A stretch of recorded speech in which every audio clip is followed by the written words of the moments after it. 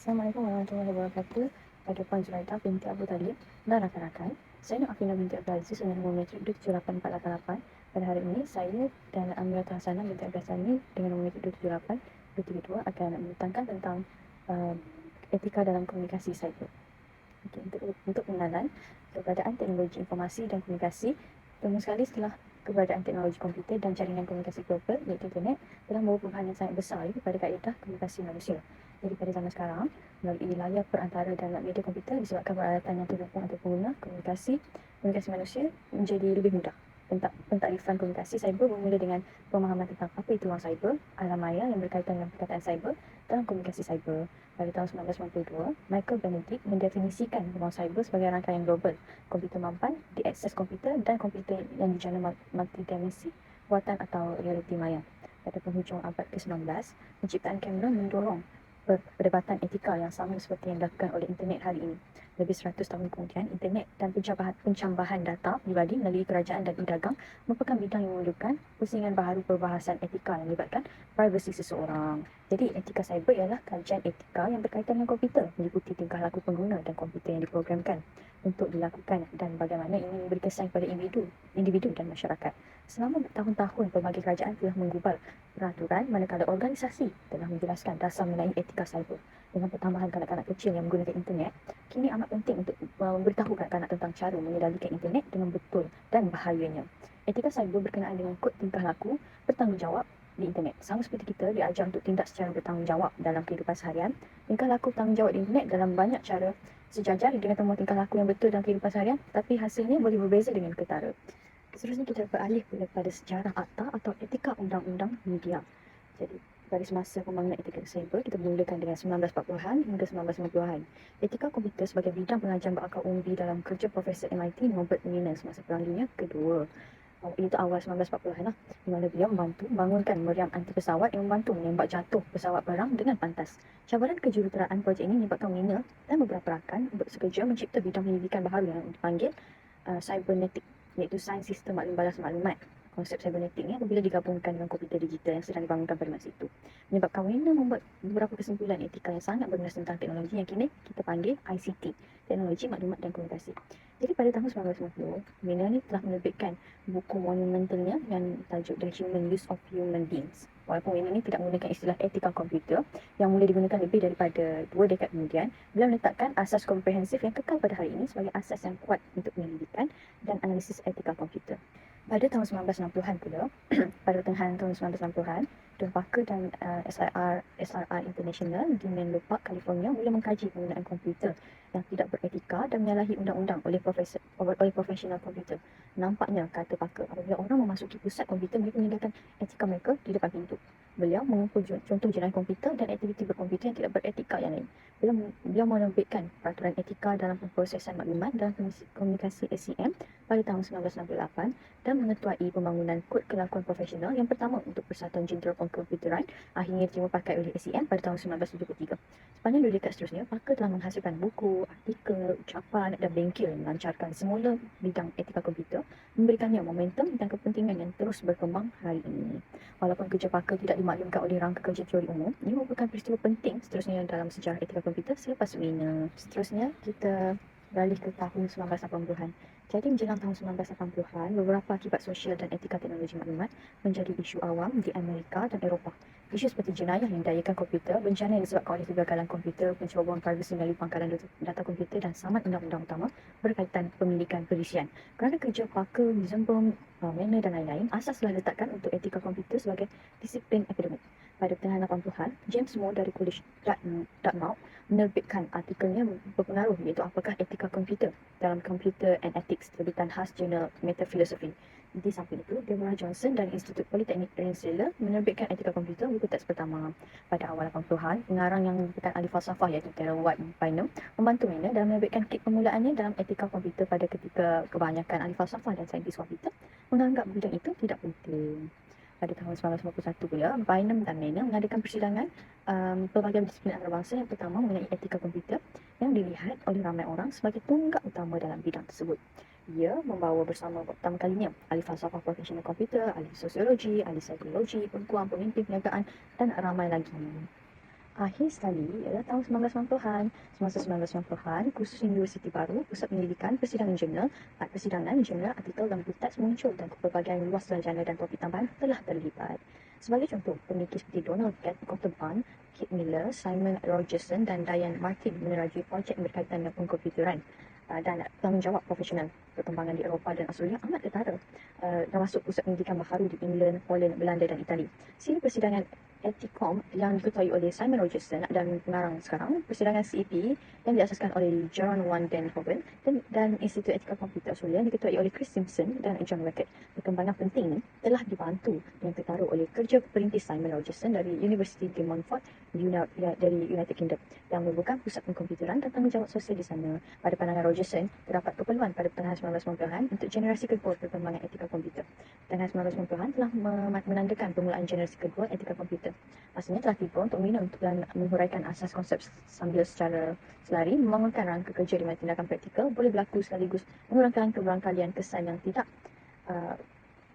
Seterusnya kita beralih ke kes-kes berkaitan yang dimasukkan dalam akhbar. Jadi kes pertama ialah kes berita palsu. Penyebaran berita palsu bahawa bekas Perdana Menteri Malaysia Datuk Seri Najib Tun Razak mendapat layanan VIP di penjara Kelang. Seorang pemilik akaun Facebook dah mendakwa penjara atau bilik tahanan untuk VIP tak sama dengan bilik panduan biasa dan kemungkinan aksesnya lebih hebat dibanding ruang orang awam.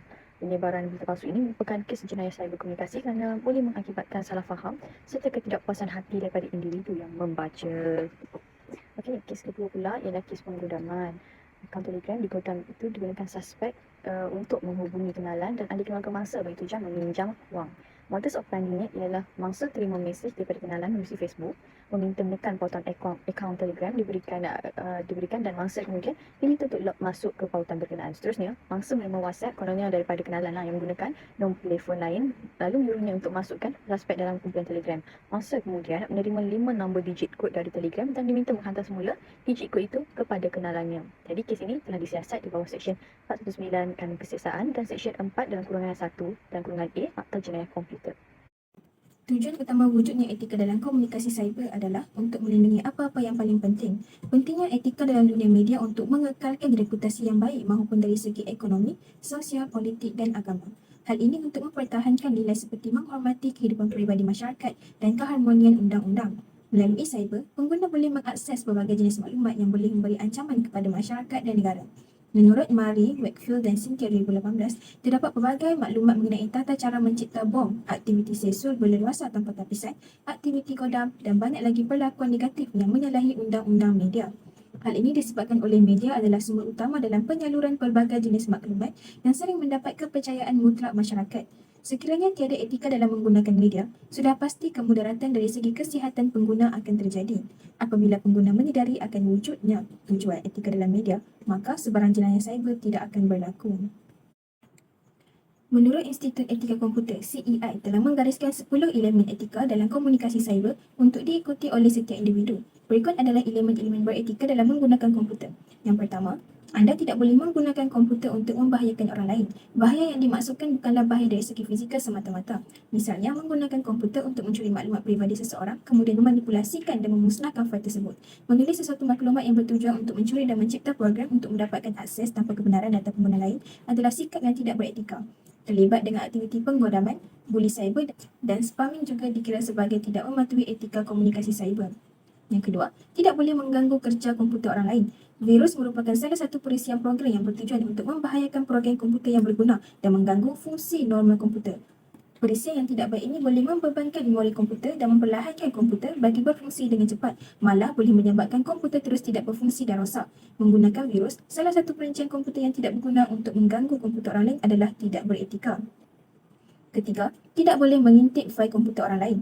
Membaca mesej dan email orang lain adalah salah dari segi etika menggunakan komputer. Mendapatkan data peribadi seseorang dari mesej yang dihantar tiada bezanya dengan memecah masuk ke dalam bilik seseorang. Mengintip fail komputer orang disebut mencerobohi privasi seseorang dengan sengaja dan mempunyai niat jahat. Namun, apabila agensi perisikan kerajaan yang menjalankan kes jenayah cyber adalah tidak salah dalam etika kerana perlu mengintip maklumat dan aktiviti internet suspek. Keempat, tidak boleh menggunakan komputer untuk mencuri maklumat. Mencuri maklumat melalui komputer boleh diartikan sebagai rompakan secara maya dan ia sama sekali menyalahi etika komunikasi cyber. Misalnya, seseorang mencuri maklumat peribadi pesakit di hospital yang semestinya rahsia dan hanya diketahui oleh pihak hospital sahaja. Melalui teknologi kimia semakin canggih, kes kecurian maklumat yang disimpan dalam data komputer adalah lebih mudah tanpa perlu pergi ke tempat tersebut. Komputer yang sepatutnya menjadi tempat untuk mengakses maklumat penting dan pencarian informasi berilmu kini telah menjadi tempat menyimpan maklumat yang dicuri. Hal ini sama sekali bertentangan dengan adab dalam penggunaan media komputer. Yang kelima, tidak boleh menggunakan komputer untuk memberikan kesaksian palsu. Seperti yang sudah sedia maklum, penyebaran maklumat telah menjadi satu perkara yang viral kerana internet itu sendiri. Kabar angin dan berita palsu boleh tersebar dengan begitu cepat melalui pelbagai jenis aplikasi. Penglibatan seseorang dalam mengedarkan maklumat yang salah dan keterangan palsu melambangkan diri seseorang itu tidak beretika maupun dari segi tanggungjawab dalam menggunakan media cyber dan kehidupan realitinya. Contohnya, membuat kiriman mesej dari sumber yang tidak dipercayai dan menyebarkan iklan produk tertentu serta maklumat yang boleh membolak-balikkan kepercayaan diri adalah kesalahan biasa yang sering dibuat oleh pengguna secara langsung dan tidak langsung, berpuncanya dari tidak mengambil barat tentang pentingnya akan etika cyber. Kesan pemberian keterangan palsu boleh menjejaskan sesebuah pihak dan organisasi lain dalam waktu tertentu. Keenam, tidak boleh menyalin atau menggunakan perisian komputer yang belum dibayar. Elakkan daripada menyalin perisian atau membeli salinan cetak rompak melainkan perisian tersebut adalah percuma. Seperti karya sastra, perisian komputer juga mempunyai hak ciptanya tersendiri. Apabila seseorang mencipta satu kod atau perisian programming, maka perisian tersebut mempunyai hak cipta tersendiri. Sekiranya pencipta itu mempunyai syarikat, maka syarikatnya yang memegang hak cipta untuk produk yang dihasilkan. Hak cipta adalah sesuatu yang benar melainkan penciptanya mengumumkan bahawa produk itu tidak sah. Sungguh pun begitu, terdapat beberapa syarikat yang mengenakan bayaran yang mahal ke atas perisian yang dijualnya. Hal ini yang menyebabkan individu tertentu mendapatkan perisian tersebut secara haram dan menjualnya kepada individu lain juga secara haram dan tidak beretika. Seterusnya, tidak boleh menggunakan sumber komputer orang lain tanpa kebenaran yang sepatutnya. Dalam erti mudahnya, jangan menggunakan sumber komputer orang lain melainkan diberi keizinan sepatutnya. Setiap sistem di dalam komputer pasti mempunyai kata laluan tersendiri yang ditetapkan oleh pemilik alat teknologi tersebut. Antara masalah yang berlaku adalah pengodaman kata laluan untuk mendapatkan maklumat dan akses kepada sistem komputer seseorang tanpa mendapat kebenaran untuk menggunakan alat tersebut terlebih dahulu. Apabila seseorang itu memecahkan kata laluan pengguna lain, individu itu perlu dikenakan hukuman kerana telah menceroboh privasi pengguna lain dan dianggap tidak beretika. Elemen seterusnya, tidak boleh mengambil kesempatan di atas hasil intelek orang lain. Adalah menjadi satu kesalahan apabila seseorang itu menuntut pemilikan karya di atas hasil harta intelek orang lain. Perkara ini sering terjadi bagi mereka yang bekerja sebagai pencipta program komputer. Apabila seseorang telah bertumpus lumus untuk mencipta program dan kod komputernya sendiri, malah hasil ciptaannya itu dicuri dan ditukar nama ke atas rakan sekerja yang buruk hati. Seterusnya, sentiasa memikirkan akibat daripada program dan sistem yang anda cipta. Khusus untuk programming developer, sebelum membangunkan suatu perisian, fikirkan tentang kesan sosial yang boleh timbul kepada masyarakat yang menggunakan perisian tersebut. Pencipta kini tidak lagi memikirkan kesan kepada penggunanya. Mereka hanya memikirkan tentang perisian yang dicipta itu digunakan oleh jutaan ramai dan mendapat duit daripada perisian tersebut. Misalnya, permainan komputer yang mempunyai unsur keganasan. Sudah berapa banyak permainan seperti ini dicipta dan mendapat sambutan ramai, terutamanya dalam kalangan anak-anak muda. Hal ini secara tidak langsung mendidik anak-anak muda untuk bertindak secara ganas dan boleh mencederakan orang-orang di sekitar mereka. Sepatutnya sebagai pencipta perlulah membangunkan perisian yang boleh mencelikkan minda pengguna, bukan menjadikan minda pengguna dikuasai dengan anasir negatif. Akhir sekali, sentiasa menggunakan komputer dengan bertimbang rasa dan hormat terhadap pengguna yang lain. Etika berkomunikasi dalam dunia nyata yang kita ikuti seharusnya diaplikasikan juga dalam dunia maya. Semasa menggunakan internet dan berkomunikasi melalui cyber, seseorang haruslah menghormati orang lain. Sewajarnya tidaklah menceroboh ruangan peribadi orang lain, meninggalkan bahasa kesat pada ruangan komen, membuat kenyataan palsu dan mengugut nyawa seseorang di media sosial. Keberkesanan etika media masa kini. Berdasarkan pengamatan kami terhadap penggunaan media pada masa kini, etika dalam menggunakan media untuk berkomunikasi amat penting dan perlu lebih dititik beratkan. Hal ini disebabkan oleh kurangnya penghayatan terhadap etika-etika komunikasi cyber yang menyebabkan berlakunya pelbagai jenis jenayah cyber. Mengetahui dan mengambil berat tentang etika komunikasi cyber sebenarnya tidak perlu dikerahkan oleh pihak berkuasa kerana perkara yang berkaitan dengan adab adalah salah satu bentuk common sense atau logik akal yang sewajarnya wujud dalam diri setiap pengguna secara alamiah. Kesimpulannya, etika dalam penggunaan media elektronik yang menjadi alat perantaraan komunikasi antara masyarakat perlulah dijaga sebaik mungkin agar tidak berlaku sebarang pencerobohan privasi. Maklumat yang dijana dalam komputer adalah penting untuk semua orang. Untuk itu, setiap pengguna perlulah menjadi warganet yang bertanggungjawab dalam memastikan etika komunikasi cyber tidak dicemari secara berleluasa. Oleh itu, setiap peraturan yang ditetapkan mestilah dihayati dan disebatikan dalam kehidupan seharian. Sekian, terima kasih.